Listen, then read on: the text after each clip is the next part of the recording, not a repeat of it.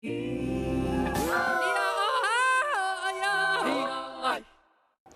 James Chater in Hiroshima, Japan, here at the G7 summit, and I'll be explaining why expanding nuclear arsenals in Asia are troubling the group's leaders. Taiwan sees 3 sinkholes in less than a month. It's raised questions about why the ground here is so prone to collapsing. A record number of seniors are joining Taiwan's labor force in what could be a new trend for the country's aging population. Plus, it's Taiwanese American Heritage Week. We take a look at some of the challenges to counting the U.S.'s Taiwanese population.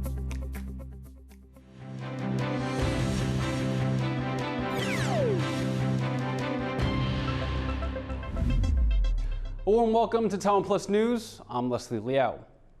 Leaders from the world's 7 most powerful economies have begun a summit in Japan that's set to focus on Russia's invasion of Ukraine, with a round of new sanctions set to be unveiled. But China is also looming large at the summit, and with it, Taiwan, which Beijing claims as its own. We continue our coverage of this event with James Chater in Hiroshima. The first day of talks here at the Hiroshima G7 summit have come to a close. And perhaps the biggest headline is that Ukrainian President Volodymyr Zelensky will be traveling to Hiroshima to meet with the group's leaders. That's what's happening in the foreground, but of course another key aspect of this summit is the long-term threat posed by China, which is increasingly challenging this group of rich democracies' predominance in global affairs. One aspect of that challenge posed by China is its rapidly expanding nuclear arsenal, which, given the location of this summit, has particular relevance. It's said that Japanese Prime Minister Kishida selected his hometown specifically because he wanted to refocus global leaders' attention on the issue of nuclear weapons. Whilst in Hiroshima, I've been finding out what China's rapidly expanding nuclear arsenal could mean for Taiwan. I tend to believe that the Chinese nuclear buildup is a result of both fear and ambition. All of the nuclear weapon states are currently developing more modern, newer kinds of weapons, but only China, among the 5 official nuclear weapon states, is actually increasing the numbers of weapons that it has. 3 of the 5 nuclear states, France, the UK and the US, are G7 members, a group of 7 of the world's most advanced economies.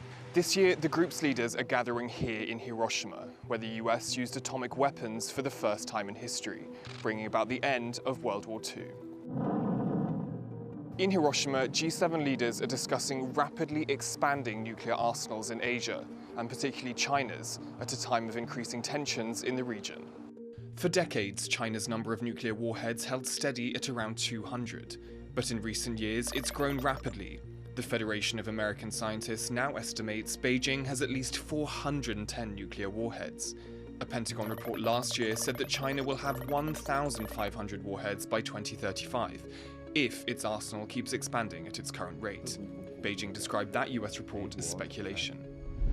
Many think China's military modernization has one aim: to take Taiwan, which Beijing claims as part of its territory. But its rapid nuclear buildup could alter the security dynamic if China ever makes good on that promise. Some believe that China is developing a force comparable to that of the United States and Russia, perhaps to deter the U.S. from aiding in the defense of Taiwan. But experts say China's nuclear buildup could lock the 2 superpowers in an escalatory cycle, especially if tensions over Taiwan spike. And it believes that the only way to change the American and Western thinking is to, build stronger capability and to change the balance of power in greater favor to China. Both sides are increasingly convinced. The other side, wants to, go nuclear first. So that's how this dynamic is increasingly dangerous. Some experts say China believes its military prowess now surpasses the US in the Western Pacific, and that would lead to Washington threatening nuclear force first in a potential conflict. Washington believes that China building its own nuclear arsenal means it could do the same. China is starting a new nuclear reactor in Changbiao, just over 200 kilometers from Taiwan. The facility will enrich plutonium that could be used in nuclear warheads. China now has at least 3 missile silos located deep within the country's territory. From there, intercontinental ballistic missiles could strike anywhere on US territory. Experts say neither side wants to use nuclear weapons, but they add an atmosphere of distrust, and little communication between the US and China is heightening the risk of miscalculation. The biggest risk factor is uncertainty. It's not known to what degree China is building up its nuclear forces. All it's known is that the buildup is occurring. My greatest concern is the lack of transparency is causing worst-case scenario thinking. So the damage is already being done and is becoming greater over time. Adding to the concerns are Russia's invasion of Ukraine and its threats of nuclear force. That's stoking fears that China may draw lessons from Moscow's actions and threaten to use its rapidly expanding arsenal in a future conflict. Now, earlier on Friday, the leaders of the G7 nations visited the Hiroshima Peace Memorial, which is situated just behind me here. It was an event rich in symbolism, of course, with the leaders placing a wreath at a memorial commemorating the victims of the atomic bombing. But you speak to anti-nuclear activists that are based here in Hiroshima. You speak to survivors of the bombing, as we've been doing since arriving in Hiroshima.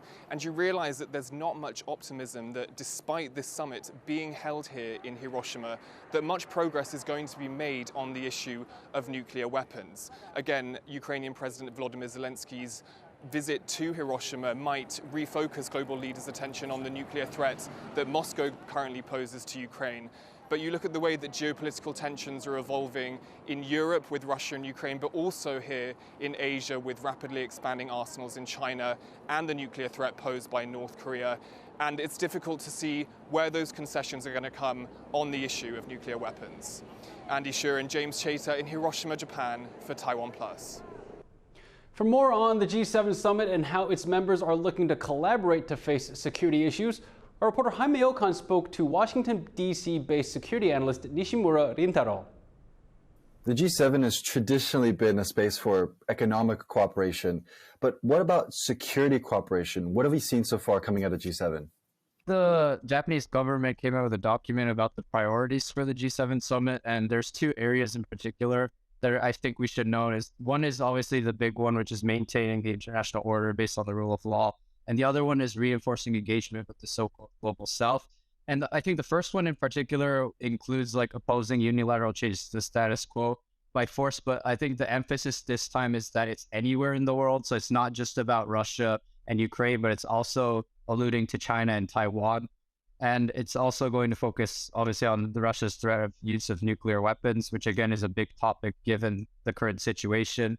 And in terms of the Indo-Pacific, I think the G7 foreign ministers meeting in April showed that this is going to be a focus going forward. And what about the influence of a collective threat from China and Russia? Focus so far has been on Russia, obviously, because of the situation in Ukraine. But I think you'll see in the previous leaders' summits and also the foreign ministers meeting that there's a lot of focus on China recently. As you said, it's because they're both challenging what we would call the existing international order. So I think the focus there will be obviously to impose more severe sanctions, but also to make sure that third parties cannot kind of help Russia evade those sanctions. Recently, we saw plans for NATO to open a liaison office in Japan, and we're seeing more European nations be more engaged in the Indo-Pacific. Is this a trend? Are we going to see more of this? While there are questions about European countries, like what they can actually contribute given the geographic distance with Asia and the resource constraints that each country faces, I think it's a welcome trend that they're also trying to get involved in the Indo-Pacific, since, countering China is not something that can be done by a country on its own. And I think the point to stress here is that there's a growing understanding that the security of the Euro-Atlantic and the Indo-Pacific is closely connected or inextricably linked. NATO's 2022 strategic concept states that the Indo-Pacific is an important region and that it wants to strengthen dialogue and cooperation with new and existing partners. That was Nishimura Rintaro, a security analyst based in Washington, D.C., speaking with TaiwanPlus reporter Jaime Okan. Taiwan and the U.S. have finished negotiating the first part of a major trade pact. On Thursday, U.S. Trade Representative Catherine Tai announced the update to the U.S.-Taiwan Initiative on 21st Century Trade. The initial agreement will cover terms related to customs and trade facilitation, good regulatory practices, and regulation of services. Other areas include anti-corruption and small and medium-sized enterprises. The pact is expected to strengthen economic ties between the two countries, but it is not likely to include tariff reductions on goods, meaning it would still fall short of Taiwan's long-term goal of signing a bilateral free trade agreement with the U.S. 我们非常高兴台美之间可以这么快速的就完成前5个议题的这个谈判。 Taiwan has seen a recent series of sinkholes. The latest in Taipei is the third in a month. Taiwan is prone to sinkholes because of its many construction projects and unpredictable weather, Bing Wang explains. These workers in Taipei rush to fill a sinkhole with concrete before it gets worse. It opened up right next to the construction zone, the third incidence of the ground collapsing into itself. 很奇怪，已经一直重复在发生了，为什么都没有一个官员，他们可以出来保护我们？他们为什么会这么怕建商呢？ Less than a month ago, in western Taiwan, this parked Tesla was captured by security footage being swallowed up by a sinkhole, which experts say Taiwan is prone to because of the many construction projects across the country. Concrete is the most common material used, but not the most stable. 混凝土把土包住，那土包住的话，那个地方就产生一个弱点。好，只要开挖到深度比较深的话，只要那个土水压力只要冲破这个弱点的时候，就像一个洞，源源不绝的土跟沙就一直进来。The soil and sand aren't strong enough to hold up heavy objects. Acid rain can also seep into the ground and erode the soil, creating a mass hole underneath. This is one of the sinkholes that was filled with concrete by the Taipei city government. Now the ground remains uneven, which in itself poses a hazard to motorists. So far this year, sinkholes haven't caused any casualties, but city officials have promised to look further into the matter. 接下来我们还是要持续监测。第二个会请无技师来做展评。 For many Taiwanese living near construction sites, an investigation into sinkholes is imperative. They like to see accountability and have their safety reassured. Patrick Chen and Bing Wang for TaiwanPlus. The number of senior citizens working in Taiwan has reached a record high. The country remains on track to becoming a super-aged society with 20% of the population older than 65. Joyce Zeng looks at how this is affecting Taiwan's labor force. This fast food employee is part of a new trend, older people contributing to Taiwan's labor force in greater numbers. With particularly strong showing in the service sector, the latest figures show the labor participation rate of people between 45 and 64 years old has reached 66%, a record high. With advancements in tech, several positions have become less physically demanding, which means a person's physical decline is less of an issue. According to some government surveys, a majority of the unemployed senior people, they want to have jobs. I think this is healthy for Taiwan. The National Development Council predicts that by 2025, 1 in every 5 people in Taiwan will be over the age of 65, making the country a super-aged society. One of the biggest issues that come with such a large increase in the older population is added burdens to the healthcare system. Academia Sinica professor Kam Hun Khan says staying in the workforce or going back to work later in life can actually be helpful here. Working for senior people is good, actually. It improves their health. It can prevent things like dementia, Alzheimer's disease. Another demographic problem Taiwan faces is its critically low birth rate. It's among the lowest in the world. This means there will only be fewer people joining the workforce in the future, not more. The boom in working seniors can help fill those labor shortage gaps, but even more than that, some say hiring seniors also brings added value. 对业者来说，他们的具有的这个优点就是稳定性比较高，还有这个责任感哦。另外呢，这个过去的一些职场实务经验比较丰富，我认为比较可以应对一些餐饮业的这个顾客的这个问题。Work as we know it is likely to keep shifting in line with Taiwan's aging society. Several workplaces already became more flexible during the pandemic, and given current trends, this will continue to accommodate a more senior pool of talent. Eason Chen and Joyce Zhen for TaiwanPlus. It's Taiwanese American Heritage Week. Taiwan's complex history can make identity a complicated issue for people in the country. But for Taiwanese who have spent significant time in the U.S., there's an added layer of complexity. The number of Taiwanese people living in America is very difficult to measure. The U.S. Census Bureau estimated that in 2021 there were about 295,000 to 325,000 Taiwanese people in the U.S. But American think tank the Pew Research Center says that in 2019 there might have been anywhere between 195,000 to almost 700,000 Taiwanese in the country. That's a huge range. But the Pew Center says accurately counting the Taiwanese population is not all that simple and comes with some major challenges.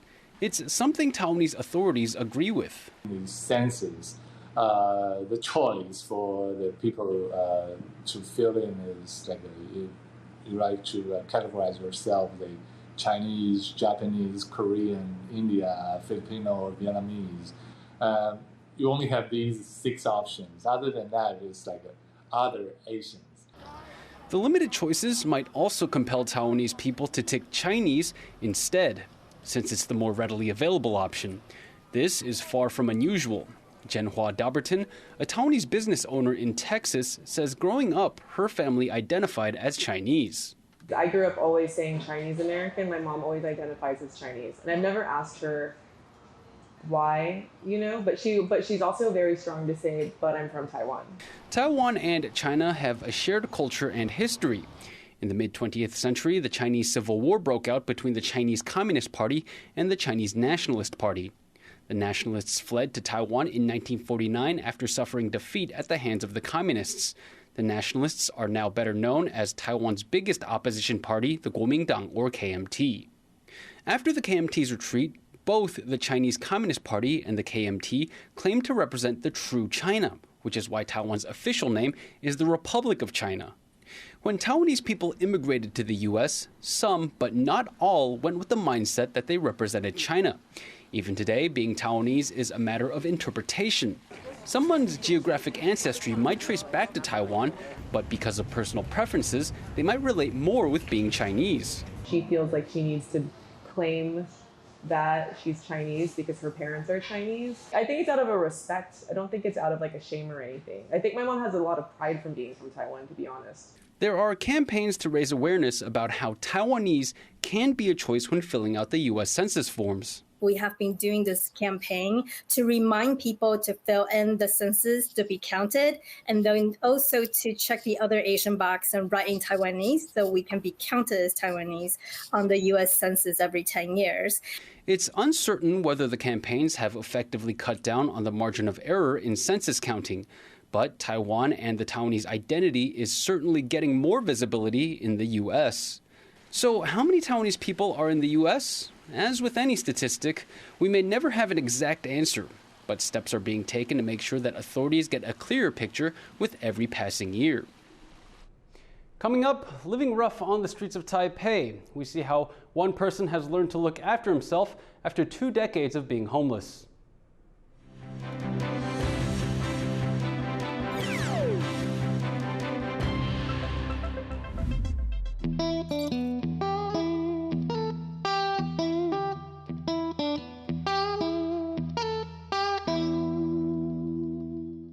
For more stories from Taiwan and around the world, please make sure to visit us at TaiwanPlus.com.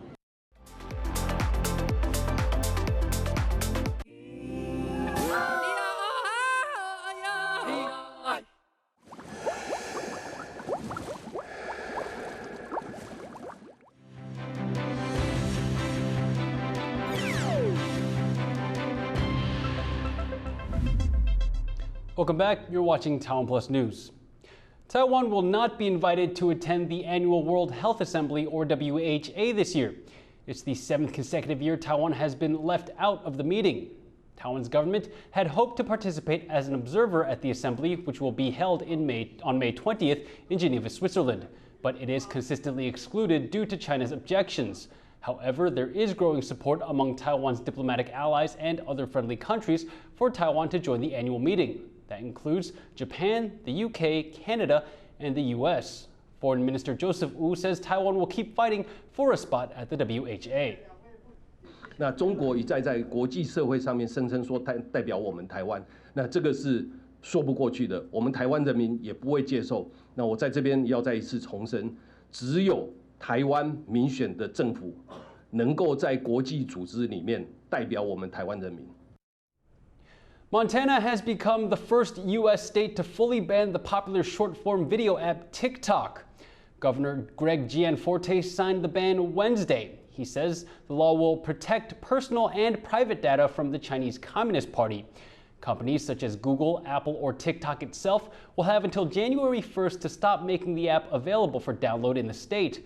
Those who refuse could face fines of up to $10,000 each day until they comply. 5 users have already filed a lawsuit in federal court to block the ban, citing First Amendment rights. TikTok claims to have over 150 million active users in the U.S., but the app has been scrutinized by U.S. lawmakers for security concerns, such as allegedly sharing user information with the Chinese government. The developers of TikTok deny this. A court in Thailand has released a 15-year-old girl detained for insulting the country's royal family. The teenager, nicknamed Yok, spent 50 days in detention after being charged under Thailand's controversial lèse majesté law. People found guilty of defaming the monarchy can spend up to 15 years in prison. Yok was arrested in March over a political protest in October last year, where she was accused of insulting the royal family. She was 14 at the time. The biggest winner of Thailand's recent elections, the Move Forward Party, has pledged to amend the law. There are around 3,000 homeless people in Taiwan. To understand the challenges they face, our reporter Sandy Chi followed one homeless man over several days to learn about his life. This is 37-year-old Zhang Ringxiang. He has lived in Taipei for 20 years without a home. 我是从17岁，因为跟家里不合，讲不听，他就直接殴打了，然后就直接打我的后背，然后连的后背脚全部都是伤口，所以就离家出走了。 Zhang stays at this internet cafe near Taipei main station. It costs less than $5 to stay here overnight. Before he had the money to do so, he slept rough on the street. He says he experienced bullying from other homeless people. 就是有一个人，就是我完全都不认识，可是他凌晨之后，他叫我过去找他，可是我就是不理他。后来我隔天一早上，结果东西就整个不见了。 In Taiwan, homeless people are often seen as lazy and unwilling to work. But that's not true of Zhang, who works multiple part-time jobs. He spent 6 months selling snacks at Wanderer's Table, a stand in a bustling night market. His manager praised his work ethic. 他很愿意到我们摊位来工作，他只要有排到班，他就一定会过来。他在很累的时候，他还是会，他就是不能工作，他还是愿意过来帮忙我们洗一些东西。我觉得哇。 These days, Zhang works 2 jobs, at a kitchen that makes meals for homeless people and at a facility where homeless people can go to rest. Both are run by charity organizations.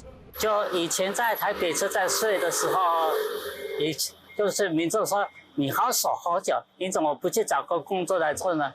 可是我的身体就有病嘛，然后你还要叫我去找个工作做。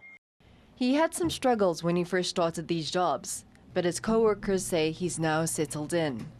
他在前期的状况也是没有办法面对突发状况，他就会很愤怒、发脾气，没有办法把他的工作完成。但是他现在已经学到了很多方法。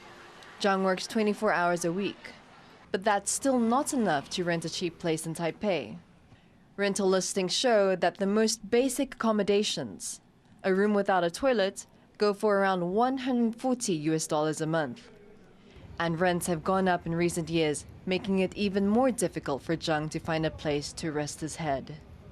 无家者这件事情，它根本上来自于说，是因为贫穷而被排挤出来的，而被排挤于居住或租屋市场中。它真实的问题是住宅问题，它真实的问题是我们的政府不太愿意面对住宅问题这件事情。Zhang says he is grateful to have met people who lent him a helping hand. And his work has given him more confidence and a sense of purpose. 现在自己感觉自己要完全都不一样，我现在有工作，然后工作很快乐。 Zhang may have a positive outlook on life, but he still hopes that one day he can settle down and find a place he can call home. Ricky and Sandy Chi for TaiwanPlus. Several precious antiques have been found in Taiwan's eastern Hualien County. The historical pieces were uncovered by the site's private landowners by chance during a renovation project. Items found include beads and copper coins from the Song Dynasty, a period of Chinese imperial rule that lasted from the 10th to 13th centuries. The landowners have given the county's Culture Bureau temporary rights to dig further and see if other items remain. Experts say the historical find suggests that maritime trade flourished during the time of their creation. 考古学者呢就推论，这个可能在当时呢就是有很丰富的一个海上贸易的一个交流。 Thank you for watching TaiwanPlus News. Remember to download the TaiwanPlus app for more stories from Taiwan and around the world. Finally today, we leave you with images of a mobile beauty and care service salon for pets in Tunisia. I'm Leslie Liao. Take care and see you next time.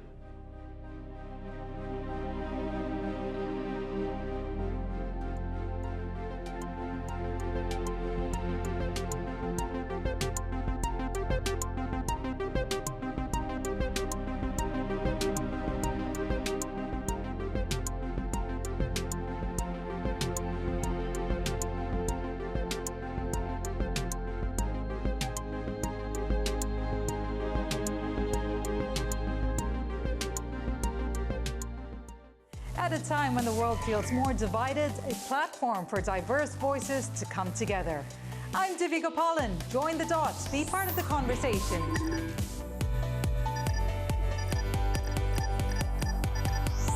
Connected where opinions matter.